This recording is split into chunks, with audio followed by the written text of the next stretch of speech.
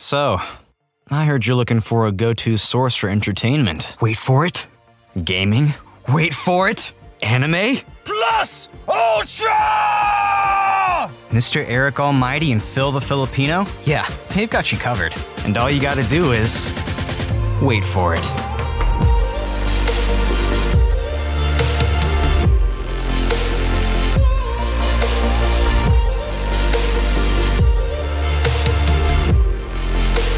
This is the Wait For It podcast. Hey everyone, welcome back to the Wait For It podcast. I am your co-host Phil Smith, aka Phil the Filipino, and joining me as always is your other co-host, Mr. Eric Almighty. And Eric, we're here with the very first international feature of 2024, and to say that we ended 2023 with a bit of a controversy and a bang would be an understatement. So here is to continuing that. And I don't know, I don't want to say energy because the energy wasn't great, but continuing the consistency of bringing everybody some really, really great conversation, as I'm sure we will do here today. And we're talking about a show that has really kind of taken social media by storm. And there was one point last year after seeing Nimona where I had stated, we're at a point now where Netflix needs to be acknowledged as one of the top tier animation studios in general when it comes to everything. We're talking Disney, DreamWorks, everything like that. Netflix belongs here. And I think, at least I feel, that this is yet another example of why that conversation needs to be had and continues to be had as we navigate, these animated features from Netflix. We've covered quite a few of these, Eric, between Klaus, Arcane, now this, a lot of really, really solid Pinocchio Netflix animated features have made their way onto the podcast. So I'm excited to see how we felt about this today. We've gotten like a little teaser as far as like our conversations personally between you and I of how you felt. You know how I felt. So either way, excited to let people know why they should be watching this, and also giving just our overall opinions overall for when it comes to this show. Yeah, I think this is a big episode. This is probably the second biggest show or movie that's come out since like Leo on Netflix. Talking about how prime. I wasn't gonna mention Leo. You did this minute and a half in. You gave Netflix this like huge prop. I felt like Leo should be brought up. But listen, I don't think so. They absolutely, and this kind of goes for Netflix in general, they have more hits than misses. That's typically how it ends up with the pendulum swinging. I heard about this show. A lot of my favorite content creators were raving about it. And then Phil, man, what a New Year's resolution. You brought this to me for an international feature. It's usually the other way around. So it's going to be really interesting to see where we landed. I think based off of our conversations, we're going to kind of do a little bit of role reversal a little bit. But I think we both enjoyed this, and I think that's going to be an interesting conversation on why one of us enjoyed it more than the other. And that's where a lot of this dialogue will take place. Spoiler free, by the way, until about the end of the episode. We'll clearly tag it and let you know when spoilers are in play. Phil, I think we do want to talk a little bit about a potential season 2, which is exciting. So I'm excited for this episode. Yeah, a lot of really great conversation to be had here this evening. And and we appreciate any of you that are checking out this episode, whether you are a first-time listener or if you've been with us since the jump. We really, really appreciate it. If you're looking for any of the rest of our content, make sure you stick around to the very end of the episode, and we'll let you know where you can find all of that. First international feature of the year. It is a pretty self-explanatory episode. If you haven't listened to any of our others, you'll get the gist of it pretty quickly. So, Eric, let's go ahead and just jump right into a synopsis of this show. Blue Eye Samurai is an animated series that is currently on Netflix. It debuted in November of 2023. So it's still relatively new. And as you mentioned, a lot of content creators are coming across this, as well as just normal viewers that are really, really singing its praises. Driven by a dream of revenge against those who made her an outcast in Edo-period Japan, a young warrior cuts a bloody path toward her destiny. And right there in that description, there's a very important part of this story, which is the period in which this takes place in Japan. There was a pecking order in Japan during this time, and there were a couple of people that were at the very bottom of this list. Obviously, the people that were not as fortunate, a lot of poor people, but also women. And that is what makes this story very, very interesting from the jump. And as you can also tell in the title, a Blue Eye Samurai, our main character is also half white, which at this time, basically any type of white men, white women were banned in this country, in Japan. And that is the whole basis of the story, of the revenge tale that is told here. Eric, in preparation of the end of the year awards, I wanted to see, hey, what have we missed? What have I not been able to check out? And I kept seeing this pop up over and over and over again. And one of the things that was consistent across the board was animation. And we have watched a lot of Netflix specials and movies, just like we talked about at the top of this episode, that blew us away because they were all very unique when it came to the animation style. So I would like to know how you felt about that, because that is one of the things that everyone has raved about, and I certainly thought it was pretty beautiful. Yeah, I'd agree with that. I've never heard of the studio that did this. It's a French studio called Blue Spirit. But yeah, I mean, first impressions, pretty strong. Not gonna lie to you. It's I don't know if this is their first work. I'm actually gonna try to look that up. But from what I can see, I mean, there's not a lot to look at from this studio. And again, the first impression is really strong. I think the thing that makes this really unique is the setting. And then also there's a mix of the violence. You have the nudity. You have all of like these adult elements that are being put into it. So there definitely is a little different and a little jarring at times, to be completely honest. Yeah, you should know before you see this show, if you're interested, this is not to be around kids. This is adult, for real. Yeah, we've really seen a rise of adult animation here in the last few years. Of course, Invincible. Now, we know how you feel about Invincible, but obviously incredibly popular. And then now with this, and then also other shows that are on Netflix. BoJack Horseman, is a mature show. Other things that they have done as well. So it's been nice to it's been nice to see a heavier focus on adult animated shows here as we have progressed. But yeah, really, really great scenery. I think it's kind of funny that like this watch has coincided with you playing through Ghost of Tsushima, so there's a lot of similar themes that you're going through right now, because again, this area, Japan in general, is obviously always going to be a really, really beautiful setting. We see that a lot in obviously a lot of the anime that we watch, but I also want to move into what you think of the voice cast. There is one person here that I'm a big fan of, that I think this character, it just sounds weird. Maybe because I'm picturing their face too much and also other roles that they have been in. But I would like to get your opinion on that. We'll start with Maya Escreen, who is Mizu, who was our main character. And Eric, I actually learned this today. She is going to be our Mrs. Smith in the Mr. and Mrs. Smith Amazon show, opposite of Donald Glover. So it seems like things are going very, very well for her. She's been in a whole bunch of other stuff too. But it seems like we're going to be seeing a lot of her and hearing a lot of her here in the next year. Yeah, no, I did not know that. That is interesting. This cast is really interesting, to be completely honest. Just a couple of people that I would like to shout out. And again, this is not everyone, but Brenda Song, loved her as Akemi. I think she did a great job, kind of a standout job, to be completely honest. When we talk about characters, I really liked that character and that arc that character went through. You also have Kenneth Branagh. I don't know if that's how you say his last name, but he plays Abijah Fowler, and he badass. He so is good. Terrifying. So good. I mean, I don't want to say he's as good as like Arcane's villain, who I hold in high regard. That is a conversation we're going to have here later in this episode. Oh, interesting. Okay. Yeah, I liked his performance personally. And then, you had a couple other people that are fairly well known in here. Obviously, you've got your Randall Park, Masioka, who I didn't really know, and I'm hoping I'm pronouncing that right, but I didn't really know him very much outside of like Heroes. There's a lot of people. He's in the... Oh my gosh, he's in Get Smart. Remember? He's one of the scientists in Get Smart. Yeah. Yeah.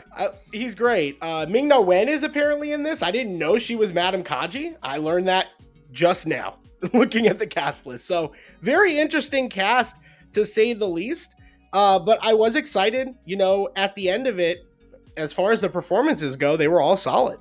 Yeah, George Takei, who listen, when Netflix throws money at something, they go all in. The problem is they don't commit long term to stuff. So one of the videos I watched in preparation for this is that a lot of, the way that Netflix kind of judges whether or not they're going to renew shows is if people are finishing seasons. So hopefully that's what people are doing here.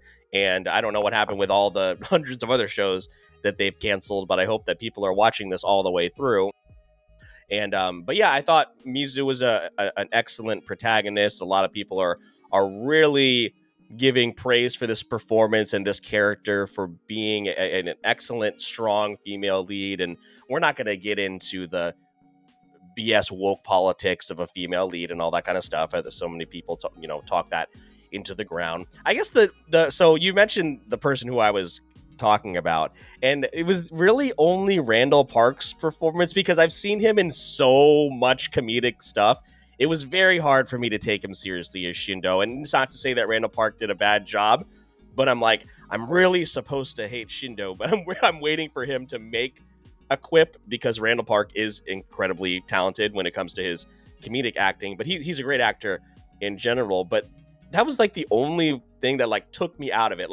I've heard George Takei and some of these other people in animated features like this, but then hearing Randall Park, I was like, I just hear Randall Park. I'm not hearing Shindo. I actually will second that. I do agree. Probably one of the weaker ones. And again, not because he did a bad job, but it did just sound like Randall Park. 100%. Yeah. I don't disagree with that. Yeah. So, but I really enjoyed going back to Mizu and the main character of this story. I really like the fact that this character is not bogged down by a lot of heroic tropes that we see in Marvel and DC and all these other, hero-centric films, or TV shows. Mizu is not really a character that you typically would want to root for. Obviously, her story is incredibly tragic, and you are rooting for her. But as far as the way that she goes about it, the type of friend and colleague and ally and tutor, she's not that. She is focused on one thing. There are a lot of Kill Bill comparisons here. I have not seen any of the Kill Bill films, but there are a lot of comparisons to that here, and I really like that about Mizu. I'm glad that they didn't tie in friendship and all that kind of stuff that we see all the time, especially when it comes to her relationship with Taigen, right? There is obviously a mutual respect there, but she ultimately knows that, they're going to come to blows eventually. I really enjoyed Mizu as a character. I think she is certainly a top tier protagonist or anti-hero, if you want to call her. But like you said, there are side characters in this that are excellent. Akemi, who I thought was just going to be a throwaway side character, chasing after, true love and all that kind of crap. And well, obviously that's not, I'm not going to spoil anything, but, just a throwaway side story. Taigen, again, thought that would be a one and done character or somebody that would pop up every once in a while. And then Ringo, come on, Ringo was so delightful. And also they could have gone the way of a dumb sidekick, but that's not what he is. He has dreams and ambitions and goals, and he's obviously a very lovable character, but he does not, you have to earn that love and that trust from him. And that's another thing that I like that they did that just wasn't by the book, so I just wanted to continue that conversation you were talking about when it comes to some of these side characters, not just Mizu.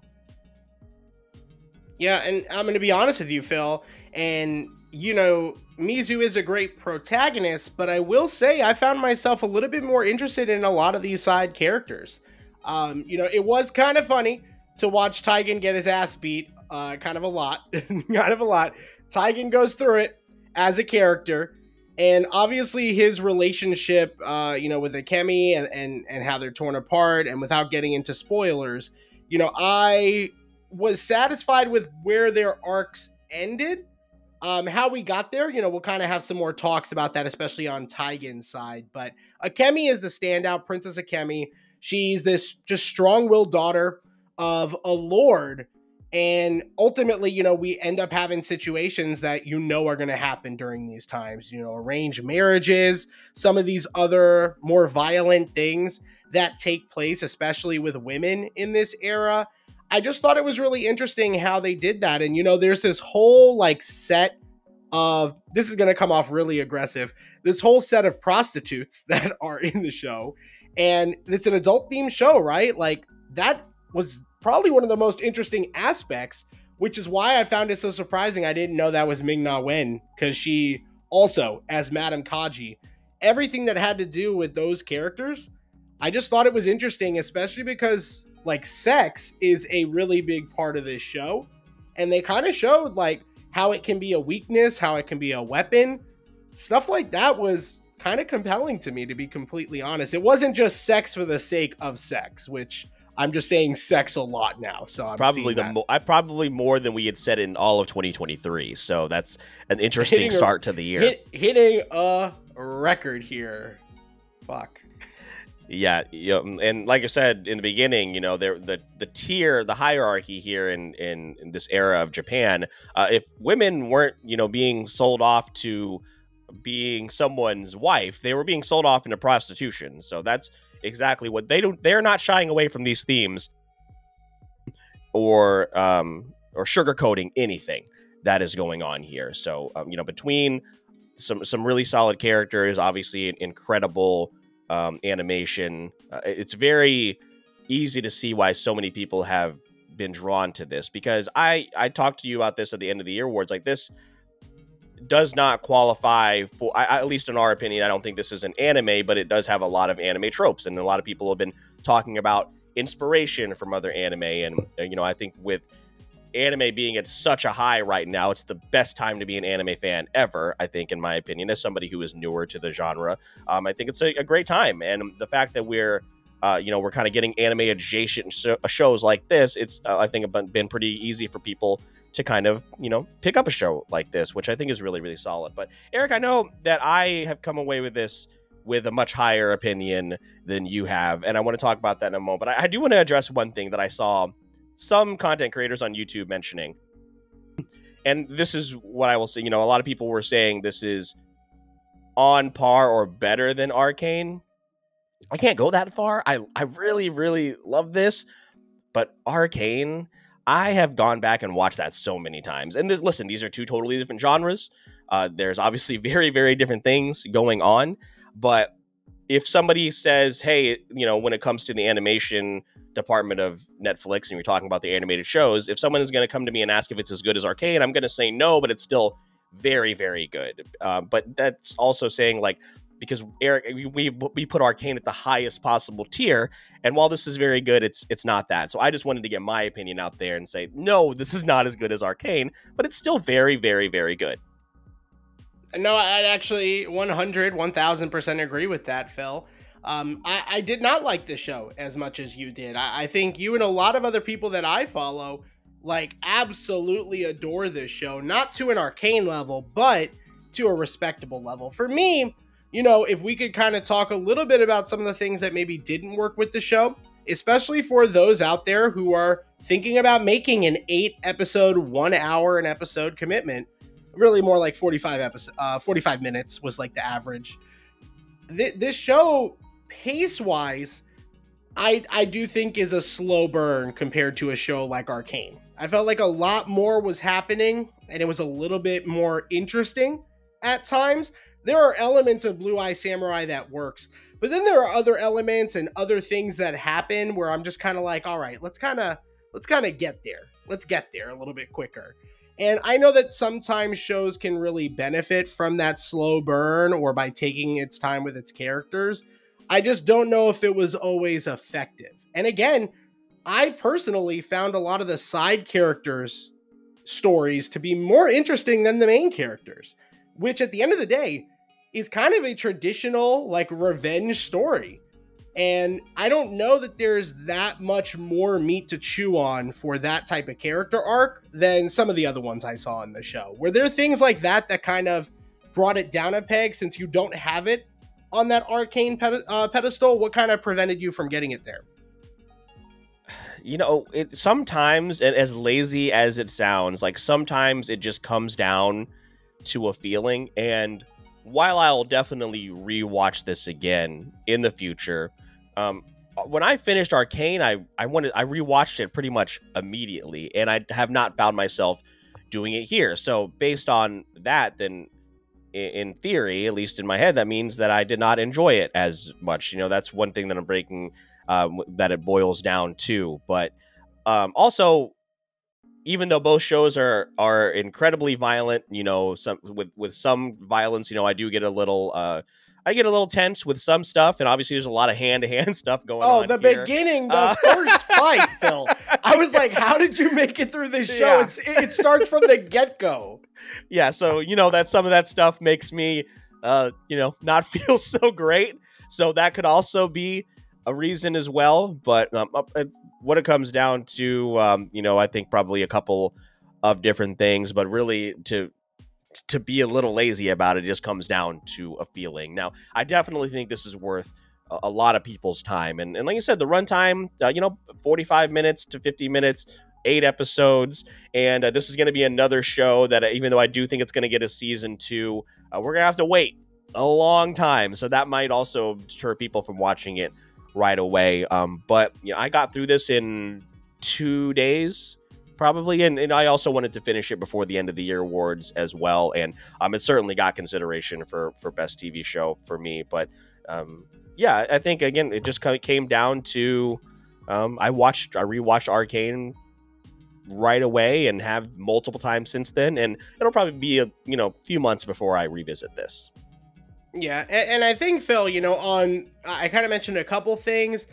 Kind of going that like simplified route as well. You had a feeling, like for me, there's not a lot that I would come back to this show to watch. Like I'll go see, I'd love to go see some clips of Arcane, and that would really bring me in. There was no standout worthy moment like what Arcane provided. And again, not every show can be compared to Arcane. It's just kind of the circumstances, but this show felt pretty straight and narrow. I don't know that they took a lot of surprises or twists, and not every series has to do that, but I felt like that would have given this show a little bit more of intrigue, a little bit more mystery. And to be completely honest, Phil, and I think we're getting close to transitioning to spoilers here, I think that's kind of needed for a season 2, because with a couple tweaks, I feel like this was a 1-season show, to be completely honest with you. I felt like it could have been told in an 8-episode order. I don't think so, just because of the number of people involved in this revenge story on Mizu's end. So I don't think they could have, if they had done that in 8 episodes, I definitely think it would have been rushed. Now, what they are teasing going forward, I mean, man, we're talking about a whole new set of circumstances for this character, and also what does it mean for the side characters that we love so much, So we'll again talk about that here in just a moment. But as far as like there are definitely some moments for me that have stuck with me for a while. There is a task that she is asked to perform by the character you just mentioned, by Madame Kaji, there in the middle of the season, that I've thought about quite a bit. Her backstory is something that I think is also very tragic. They take an episode to focus on that and what she, how her life went prior to where she is now. That's something I think about here quite a bit. But I will agree with you there again. Yeah, this is so obnoxious, but there are moments in Arcane that have stuck with me for years now. So we'll see what happens in time with Blue Eye Samurai, and again a rewatch, which I will do eventually. But I will say that I think there is still a lot of story to be told here. Maybe if it were a 12-episode run, I think you could maybe fit in everything that Mizu has set out to do. But if they had wrapped it up, I think in 8 episodes, I might have felt cheated a little bit, or that they rushed through it. Yeah, and again, there are definitely, if you got to make some twists to the story, right? You got to make some changes to the story to make that work. But I think this is a great opportunity for us to kind of talk about spoilers. Before we do that, though, Phil, I think it's a great opportunity for our non-spoiler listeners, people who haven't seen the show, just wanted to hear our thoughts about it. How was the show received? And ultimately, I know we don't really track TV shows yet on Letterboxd, but what would you give it out of 5? I feel like we should have that conversation really quick. Yeah, shout out to Letterboxd, who hopefully is going to be implementing this soon. Some people want it to be its own app. I don't need any more apps. Please make it all. Please just put it all in one thing. But currently, Eric, it still sits at a 100% tomato meter score, certified fresh, and then a 96% audience score. So that is a lot of what we've been hearing, again, from some of our favorite social media personalities. A lot of people have loved this. I put this out on our Discord a couple weeks ago when I had watched it, that I had given it a 4.5 out of 5, and I'll stick there. I think, again, this is well, you know what? This isn't on Letterboxd. I'll give it a 4.25. We can do whatever we want. There's no Letterboxd for TV shows. I'll give it a 4.25 because I think it's more so of that than it is a 4, and we'll stick there. Screw you, Letterboxd. I'll do what I want here. That's completely fair. I think if we're doing that, then I'm going to also take that cop out, and I'm going to round it up to a 0.25, which is a 3.25 for me. I think it is a little on it's on the side again. When I do that scoring, a 3 is ultimately, if it's on, I might sit down and watch it. I'll probably sit down, watch it for a little bit. It'll catch my eye. I would recommend it to people, not just to formulate their own opinion, but because I think certain people would like this show.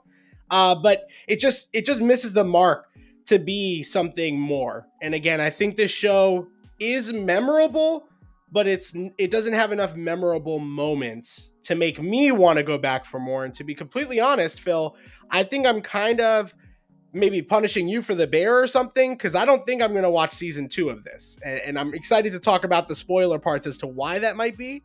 It's not out of the question, but I'm a little bit kind of iffy on it. Yeah, that's understandable. And, I kind of picked up that vibe a little bit on as you were kind of progressing through the series. So, I do want to talk about the future of the show, and, we'll talk about some spoilers here, and obviously anything else that comes up that you want to mention as well. But season 2, yeah, she just yeets up out of there with the villain who, with Fowler, gets him on a ship, and they're off to London. Maybe it seems that's where they're just totally leaving. Now, ultimately, I think something is going to go wrong, and they'll stay in Japan for now.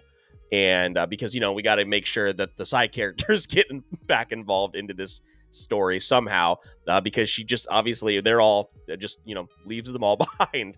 So want to get your thoughts on that, but also just really the terrifying imagery when it came to Fowler's army and the guns. Obviously that's one of the big plot lines is Western guns are coming to Japan. And oddly enough, I guess this is a little bit of a spoiler for, it's like a very minor spoiler for Ghost of Tsushima. It kind of juxtaposes that, where the Mongols in Ghost of Tsushima have they don't care about, being respectful or honoring traditions. They're just going to go in and fuck you up. And that's what's happening here with Fowler and his army as well. So I want to get your thoughts on just the imagery with Fowler's army coming in and just doing whatever the hell they want. And also, again, where this may be taking us if we get a season 2, based on how everybody is reacting. It seems like we are going to get that. Yeah, we kind of talked about like twists, and there were some twists in this show. Like, I guess, who she thought her mother wasn't actually her mother. There's the 2 men that they're still searching for, and she's going to use Fowler for that, for that story. This is kind of what I meant a little bit about, just with a couple changes. I feel like it could have been a one season story. Like, if Fowler was the guy, I mean, this story is kind of over. They're going to go to London, Phil. I think there's going to be a split storytelling. I think they're going to do some of that, like, in London, in Japan storytelling, because Akemi has a lot to still try to accomplish with the Lord in that land. She's now married. She rejects Taigen. Poor Taigen, man. The guy he went through it, man. First he gets a haircut, and then he gets fucked up later. Yeah, it's true. So, yeah, he went through it, but he went through it. It was rough. So, I think these characters leave off in an interesting place, but I don't know how that works for like season 2. And again, I feel like we're gonna, I don't want to say more convoluted storytelling, but I do feel like there's gonna be a lot to juggle, and it'll be an interesting balance for sure. I think that's going to be how they handle the pacing in season 2 is going to be important for me. Yeah, and again, it seems like a lot of people are watching through this and discovering it, so it wouldn't surprise me if we got a season 2 confirmation in 2024. Now, when we're going to see that, who knows? We watched Arcane in 2020, 2021, and here we are waiting for season 2 in November of 2024. But to be fair, I mean, if this is the type of quality we're going to get from whatever the animated show is or animated film, then hey, you know what? By all means, take your time. So, I think that's probably a good call as far as like split storytelling. I just trying to figure out how they reunite Mizu and Ringo, and how they figure all of that out. So, but I like I said, I enjoyed the hell out of this, and I will certainly commit to a season 2 whenever that may be, and then maybe with more word of mouth or some if you hear about any kind of difference in storytelling or anything like that, maybe you'll return to it. So anything else you wanted to mention on the spoiler side of things? I will say, because we talked about, you said like come by the end of the show, you had bought into it a little bit more, but I do feel like episodes 4, 5, and 6 are the best 3 episodes in the show, and that is also reflected in their IMDb ratings as well. So I know you mentioned pacing, as far as those episodes in general, or any other ones, anything you wanted to point out spoiler wise? Yeah, and I think when I made that comment, I had just started episode 4. So I think I was referencing just the first 3 episodes. Again, just a lot does and doesn't happen with these characters. And I just wanted a little bit more from the show. But it did start to pick up, as we get to the first face-off with Fowler. And then, it kind of reverts back. It's got to slow down. Then we fight some zombies or something. I'm not sure exactly what happened there. And then for some reason, like, I was already asked to believe this Taigen Akemi relationship with little to no substance behind it. I was already asked to believe that. So then when Taigen suggestively, like he kind of like, him and Mizu are kind of getting a little close, I was like, all right, it's a little much now. We're just kind of shoehorning Taigen wherever he fits romantically. I don't love that. Again, there were little things like that. The show also, Phil, I don't know how you felt about this. I thought the music was a little off for the show's like themes. They went for like this like older rock metal vibe.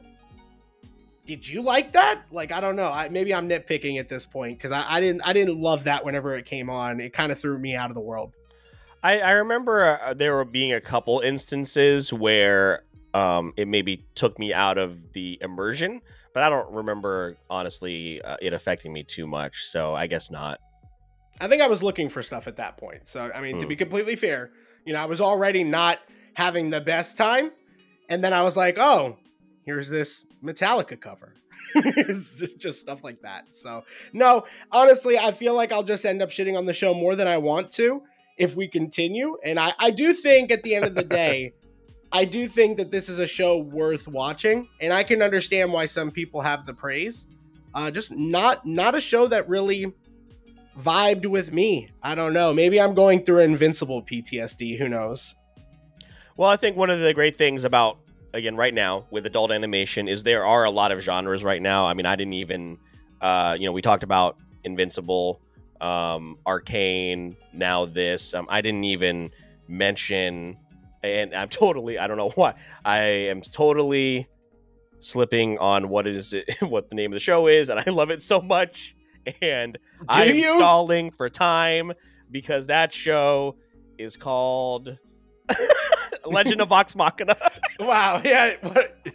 I was like, why is it slipping my mind? So there is a genre for everybody, right, which is really, really great right now. And, if you're looking for other great Netflix, even films, to watch. We have covered quite a few of them on here. And Eric, some of them that I haven't even watched yet, like Sea Beast, Mitchell's and the Machines, like they're pumping out bangers. Like the Netflix is on a roll. So who knows what they have planned for the rest of the 2024? We maybe have to look into that. There might be some layups for either late to the parties or more international features. But I mean, Netflix is, on as far as like go-to shows between that and Apple TV, like I'm eating. I feel pretty good about where things are right now. Pretty good. So, Did you say you watched Mitchell's and the Machines? No, I haven't seen that. I haven't seen Sea Beast. Are you serious? I haven't seen Over the Moon, which I heard is pretty good. So fuck the rest of them, Phil. Man. I'm literally making a note of that. Yeah, no, you have to see that. Yeah, that is absolutely a show a movie you got to see. Expect that to probably be March's Late to the Party at this point. There you go. I've heard Big Mouth is very, very good. I don't know if that's stylistically, if that's a show for me. I've heard that Troll Hunters show was pretty good. I'm not going to watch that either, but Disenchantment. I'm just looking at this list of shows. Castlevania, again, not a show I'm going to watch, but there are a lot of shows here that have like gotten really, really great reviews. There is one here called Inside Job that I think I'm going to check out.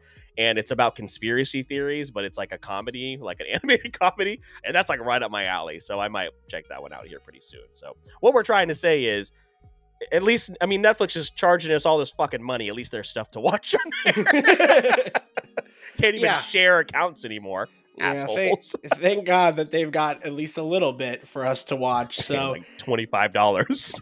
Listen, if you like this episode and you are looking for something in the same vein, you heard Phil talk about Ghost of Tsushima earlier. That is going to be our next episode, The Game Room Where It Happens, where we talk about that game. Phil has beaten and played that game around release. I am currently playing it for the first time, so it'll definitely be an interesting conversation to say the least. And are there things on Netflix that you want us to watch? Are there samurai-like content you want us to check out? Phil mentioned he never watched Kill Bill. I've never watched Kill Bill. Maybe that is a late to the party episode. We'd love to hear from you. And Phil, as we kind of transition to the end of the episode, I think this is a great place to let everyone know where they can tell us all of that. Yeah, guys, again, Happy New Year, Happy 2024, as we are just going to continue to roll along with the content. We appreciate you. Again, if this was your first episode you've listened to, or if you've been with us for a while, everything you need is in the Linktree link of the show notes. You're going to find our social media pages. Instagram and TikTok are the two most important. That's where you can keep up with this. Also, our Discord page. Those are all ways you can speak with us directly. So Eric mentioned, we would love to get suggestions from you, future episode suggestions. We would love to hear from you. That would be absolutely fantastic. We are about a month away from Brick City Anime Festival. So whether we met you last year or in previous years, we can't wait to see you again. Or if you're attending for the first time, we are super excited about what, Eric? This is our fourth year with Brick City, or third or fourth year? It's getting up there. Yeah, so we cannot wait. There's going to be some awesome guests there, some really, really great panels, and always really, really great vendors. So we hope to see some of you in Ocala here in about a month. And if you want to support the show, you can do that a couple of ways. One of the best ways to do so, share our content, tag us, let us know you're listening, let other people know that you're listening. And then also leaving 5-star reviews, Apple Podcasts, Spotify, wherever you can do so. The YouTube page, leave those likes, everything like that. All of that helps so much. But if you're finding yourself maybe being a little extra generous and you want to support the show a little bit more, Eric will let you know how you can do that. Yeah, so you guys can actually go directly to our Buzzsprout page and subscribe to us there, or you could take those funds and move them over to Patreon and become an exclusive patron like Briar and Stefan, who are supporting the show and keeping it running. You'll be able to get things like exclusive behind the scenes access, and early access to episodes like this one that you're listening to or watching right now. But if you can't do that, a like, a comment, a share, all of those things go a mile and a half away. With that being said, my name is Mr. Eric Almighty. That is my co-host, Phil the Filipino. And please don't forget that we release new episodes on the podcast every Wednesday with bonus content on platforms like TikTok. And all you got to do is wait for it. So, I heard you're looking for a go-to source for entertainment. Wait for it. Gaming? Wait for it. Anime? Plus Ultra! Mr. Eric Almighty and Phil the Filipino? Yeah, they've got you covered. And all you gotta do is wait for it.